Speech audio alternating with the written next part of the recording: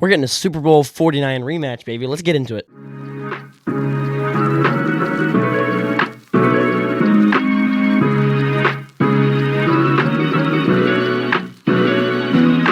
Welcome back, ladies and gentlemen. Welcome to the channel. I appreciate you being here. And yeah, let's jump into it. First things first.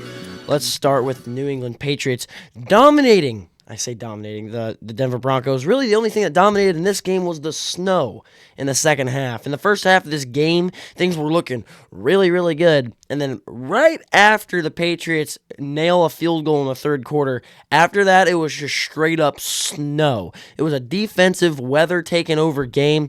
I mean, Jarrett Stidham had 133 yards passing, 1 touchdown, 1 interception. And Drake May was sacked 5 times, had 86 yards passing. Absolutely terrible. He had 65 yards on the ground and a rushing touchdown, however. So the ground game was definitely working for New England. Not so much for the Broncos. They only had 79 yards on the ground. Jarrett Stidham, I felt like, played a pretty decent game. The Broncos, they were just a little too aggressive when they needed to be, just take the points, right? But they missed 2 field goals in this game because of the weather. Mac Hollins led the room in receiving there for the Patriots, 2 receptions for 51 yards.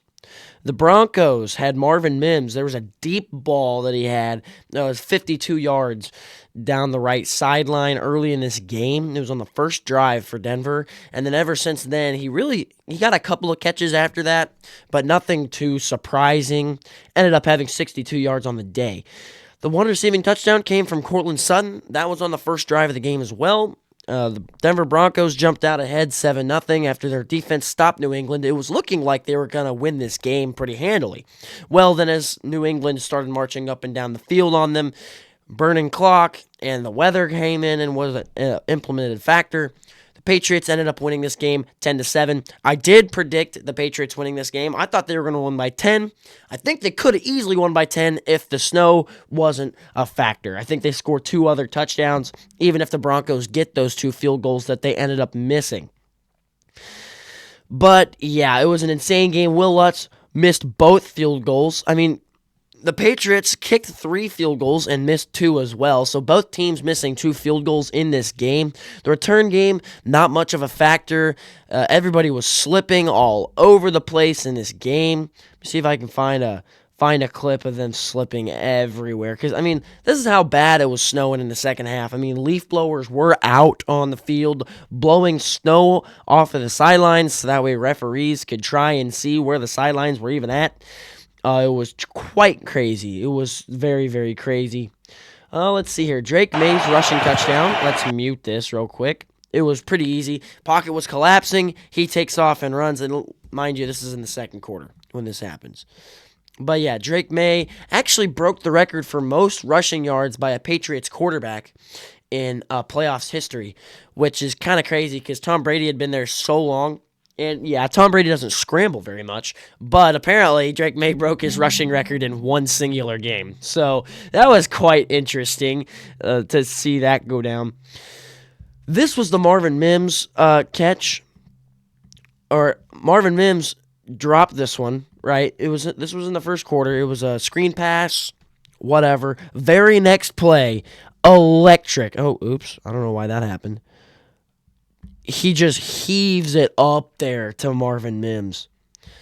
But yeah, these 2 quarterbacks played decently well in this game. And, Drake May had more rushing yards than he did passing yards. Well, no, it was close. All right, and then we get to the masterclass game, which was the Rams and Seahawks. Oh, my goodness. Don't say I didn't say it first. Seattle is going back to the Super Bowl for the first time since 2015, I believe. And they are going to dominate. I think that they're going to do pretty well, and I think the Patriots have a good shot as well. But stay tuned, because I will have my Super Bowl prediction video coming out very, very soon, and I'll also be re-predicting my end-season awards, because if you haven't watched my season prediction video, they were pretty bad. So, yeah. Anyways, into this game, there was no interceptions. None. No interceptions. The one thing that made a huge difference in this game was the Tariq Woolen penalty.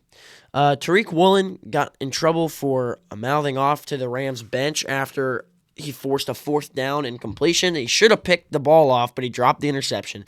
Then mouthed off to the bench, gave the Rams a first down, and then the Rams, oh my goodness, let me see if I can find it. The Rams on the very next play just threw a dime for a touchdown. It was insane.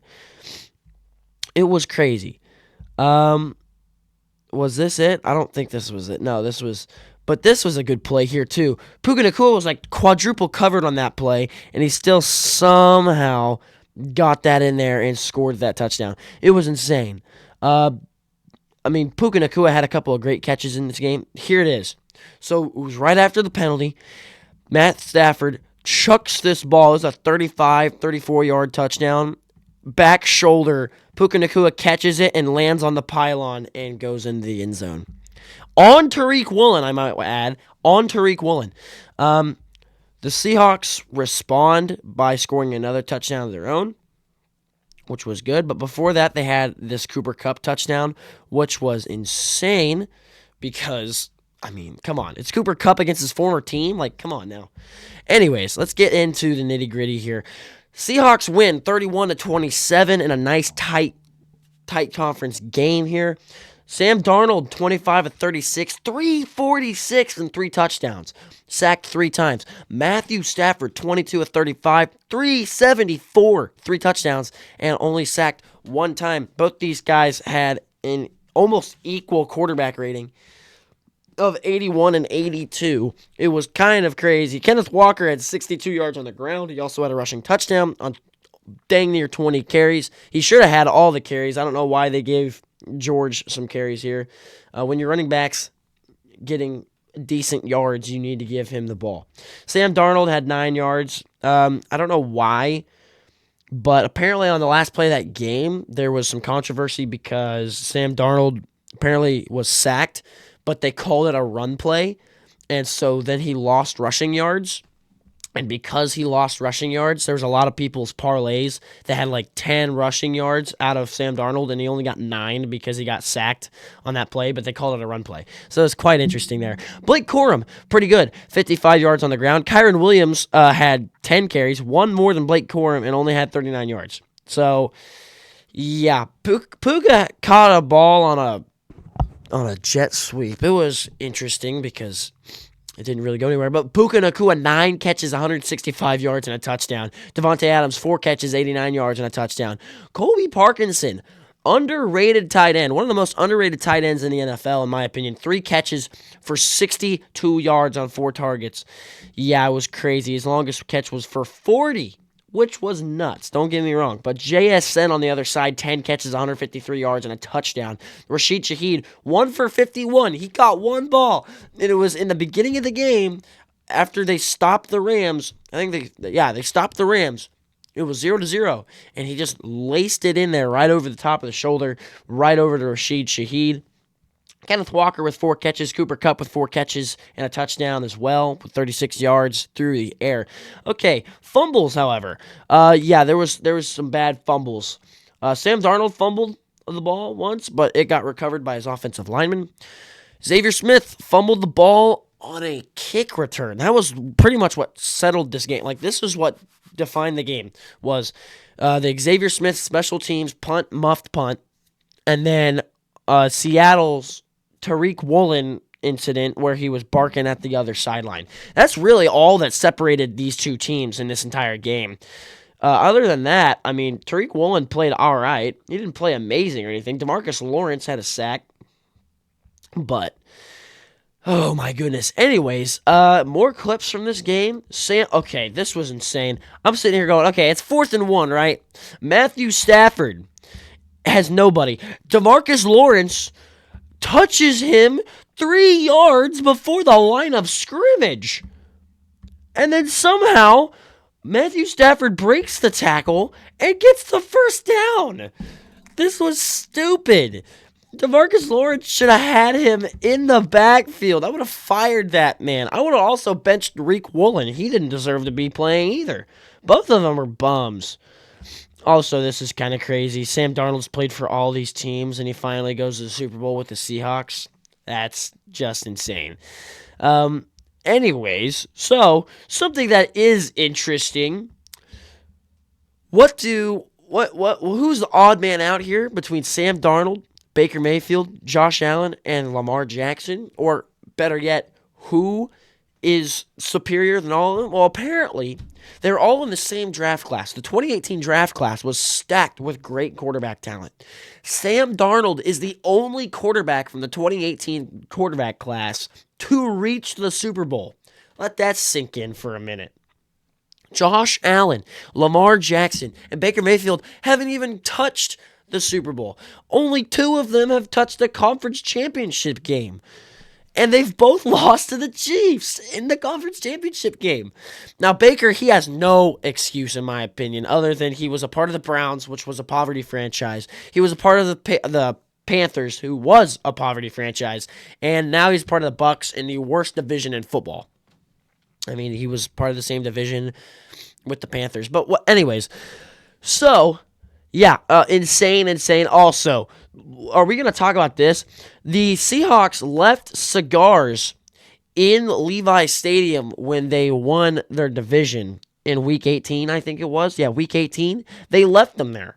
Just straight up left the cigars in the visiting locker room. And now they're going back to that locker room. So, quite interesting. Yeah, this is what I was talking about earlier. Drake May has passed Tom Brady for the most playoff rushing yards by a quarterback in Patriots history. That's kind of crazy.